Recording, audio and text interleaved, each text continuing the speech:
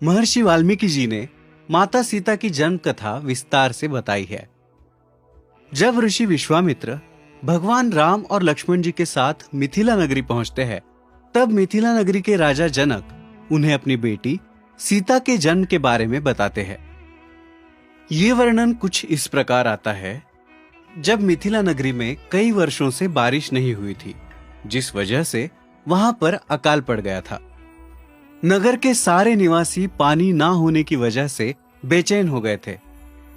उन्होंने जाकर राजा जनक से इस समस्या का कोई हल ढूंढने की बात कही। मिथिला नगरी के राजा जनक बहुत ही चिंतित हो गए। उन्होंने ऋषि मुनियों के साथ इस विषय पर विचार विमर्श कर कोई उपाय सुझाने की विनती की। तब ऋषियों ने उन्हें सलाह दी कि वे स्वयं जाकर कड़ी मेहनत के साथ खेतों में हल चलाए, जिससे इंद्रदेव उन पर प्रसन्न हो जाएंगे और इस समस्या का समाधान जरूर निकल आएगा। ऋषियों की यह राय मानकर राजा जनक खेतों में हल चलाने लगे। स्वयं मिथिला के राजा जनक खेतों में हल चला रहे हैं, ये देखकर सारी प्रजा इकट्ठा होने लगी और भगवान से प्रार्थना करने लगे कि राजा की मेहनत को फल जरूर मिले। तब अचानक जमीन जोतते हुए उनके हल का फाल यानी सीत जमीन में फंसे किसी कठिन चीज से टकराकर फंस गया। ये देखकर राजा ने उस जगह पर खोदने के लिए कहा। तब सिपाहियों ने फंसे हुए फाल को बाहर निकाला और वहां की जमीन खोदने लगे। जैसे ही जमीन में थोड़ा सा गड्ढा बन गया, उसमें से एक बड़ी सी पेटी बाहर निकली। राजा जनक और रानी सुनैना ने उस पेटी को खोलकर देखा तो पेटी के अंदर एक नन्ही सी बालिका उन्हें दिखाई दी।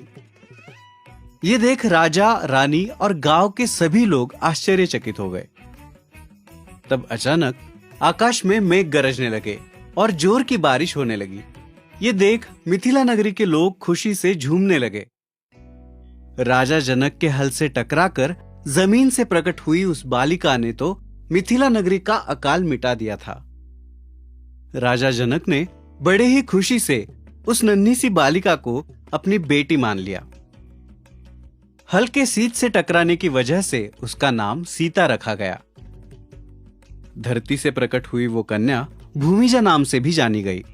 राजा जनक की पुत्री थी, इसलिए वे जानकी भी कहलाई। तो मिथिला नगरी की राजकुमारी होने के कारण उन्हें मैथिली भी कहा जाने लगा। ऐसे असाधारण रूप से प्रकट हुई मां सीता का विवाह आगे जाकर भगवान श्री राम के साथ हुआ। सीता मां के जीवन काल में कई कठिनाइयां आई, परंतु अपने धैर्य, निष्ठा और पतिव्रता के धर्म के बल से उन्होंने सारी मुश्किलों का सामना किया। सभी लोगों के लिए वो एक आदर्श स्त्री बनी। आज भी सारे भक्त भगवान श्री राम के साथ मां सीता की भी पूजा अर्चना करते हैं। मैथिली नगरी आज के नेपाल देश में स्थित है, इसलिए नेपाल में भी मां सीता की पूजा होती है। सीता नवमी के दिन कई स्त्रियां अपने पति की लंबी आयु के लिए व्रत रखती है। कई भक्त मां सीता के मंदिर में उनके दर्शन करने के लिए नेपाल के मिथिला नगरी में जाते हैं।